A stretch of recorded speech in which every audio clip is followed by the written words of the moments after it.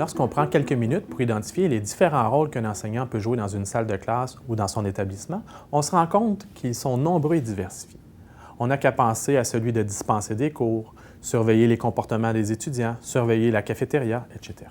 Si on restreint notre réflexion au rôle associé plus précisément à la fonction d'enseigner, on peut identifier des regroupements de rôles associés aux pratiques pédagogiques, comme ceux d'experts de contenu, de didacticiens, de pédagogues, de planificateurs de séquences d'enseignement d'apprentissage et d'évaluation d'apprentissage. Un autre regroupement de rôles touche le soutien et l'accompagnement des étudiants, l'animation et la gestion de classe. Un troisième regroupement de rôles concerne la production de matériel didactique et de l'utilisation des outils numériques. Finalement, on retrouve des rôles davantage liés à la gestion administrative de son cours, le travail avec ses collègues et la réflexion sur ses pratiques d'enseignement. Un enseignant qui voudrait développer et améliorer son cours doit essentiellement compter sur lui-même. Il peut tout de même demander de l'aide et des conseils auprès de conseillers pédagogiques, de conseillers technopédagogiques ou de techniciens. De manière plus générale, un enseignant peut aussi demander de l'avis de ses pairs, peut-être demander et discuter avec un mentor, avec des collègues, dans le cadre d'une démarche formelle ou informelle telle qu'une communauté d'apprentissage. Il peut aussi s'inspirer par le biais de perfectionnement, de formation, de colloques ou même trouver des choses intéressantes sur Internet. Dans le cadre d'un cours à distance, les rôles d'un enseignant ne sont pas nécessairement différents. Toutefois, comme le contexte de formation l'est, certains rôles nécessitent pour les enseignants d'avoir des connaissances plus poussées, ce qui fait en sorte que dans l'établissement spécialisé en formation à distance, certains de ces rôles sont assumés entièrement par des personnes différentes avec qui un enseignant collabore et tous ensemble arrivent à développer et produire des cours de qualité.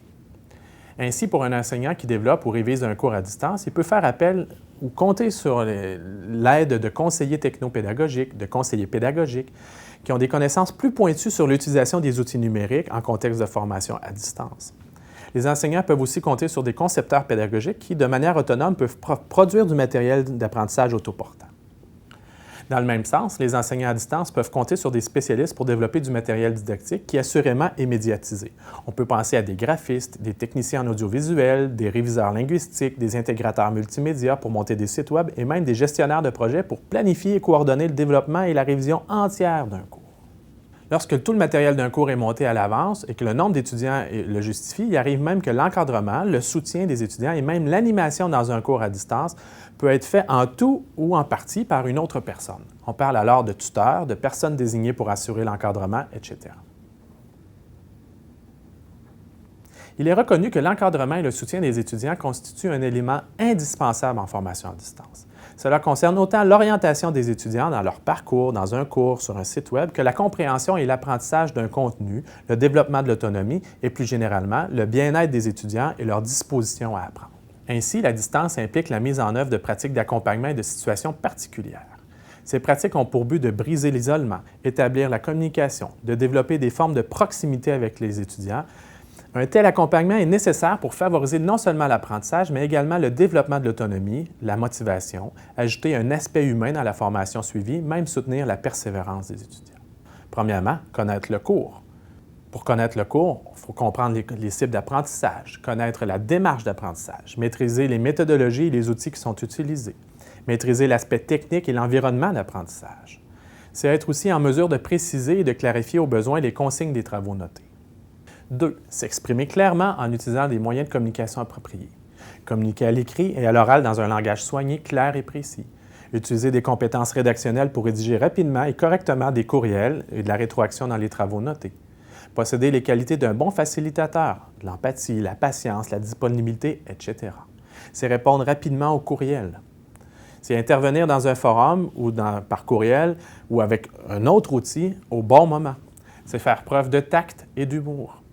Être capable d'animer et de modérer un groupe d'étudiants. 3. Être une bonne personne qui accompagne, c'est être capable d'évaluer, de corriger et noter les travaux et les examens de façon équitable et impartiale. C'est fournir une rétroaction justifiée au regard des critères d'évaluation, rétroaction qui était assurément importante en formation à distance. C'est permettre à l'apprenant de profiter régulièrement de rétroaction et de s'évaluer. C'est fournir une évaluation formative et une rétroaction positive. 4.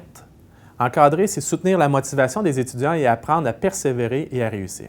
Pour ce faire, on peut fournir rapidement une rétroaction constructive aux étudiants dans leurs exercices et les travaux notés. C'est sensibiliser les étudiants aux principes de base de l'apprentissage à distance et réduire l'incertitude à ce propos.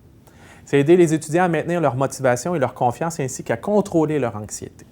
C'est aussi assurer une présence et anticiper les besoins des étudiants. 5. Établir et maintenir une relation personnalisée de soutien pédagogique. Pour ce faire, on va établir une relation de confiance qui favorisera les échanges ultérieurs. C'est aider les étudiants à déterminer leurs buts et leurs besoins en matière d'apprentissage ainsi qu'à reconnaître leurs caractéristiques qui leur sont propres. C'est établir avec les étudiants un parcours d'apprentissage structurant, comprenant des objectifs, des activités, des réalisations, des phases critiques et des échéances. C'est créer un climat agréable laissant place à l'erreur. C'est permettre aux étudiants de construire sur leurs expériences et de se dépasser. C'est aussi permettre aux étudiants d'utiliser et de développer leur stratégie d'apprentissage et assister les étudiants dans leur parcours et les aider à se recentrer sur leurs objectifs de cours et leurs propres objectifs personnels lorsqu'ils en ont besoin. On peut penser aussi à maintenir une relation égalitaire qui renforce l'image de soi et favorise le changement. Et on peut encourager les étudiants à exprimer leur satisfaction et leurs difficultés pendant le cours. 6. Soutenir les étudiants à entreprendre et poursuivre une démarche d'apprentissage autonome. Pour ce faire, on peut amener les étudiants à développer leur capacité de réfléchir sur leur démarche d'apprentissage et à prendre des décisions. On peut les amener à diminuer graduellement leur dépendance par rapport à l'enseignant, les guider vers des pratiques qui sont plus autonomes. C'est permettre aux étudiants de planifier, de contrôler et assurer une régulation dans leurs apprentissages. C'est aussi aider les étudiants à gérer leur temps et leurs environnements d'études et les aider à s'organiser.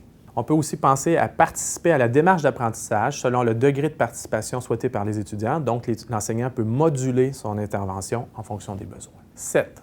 C'est avoir une organisation du travail efficace et efficiente. Encadrer les étudiants à distance, c'est élaborer et améliorer aux besoins une méthode et des outils de travail pour encadrer les étudiants. C'est être capable de faire face aux imprévus, c'est être disponible pour les étudiants. Surtout, n'oubliez pas, un bon encadrement peut sauver un mauvais design de cours, mais un mauvais encadrement peut anéantir même le meilleur des cours à distance.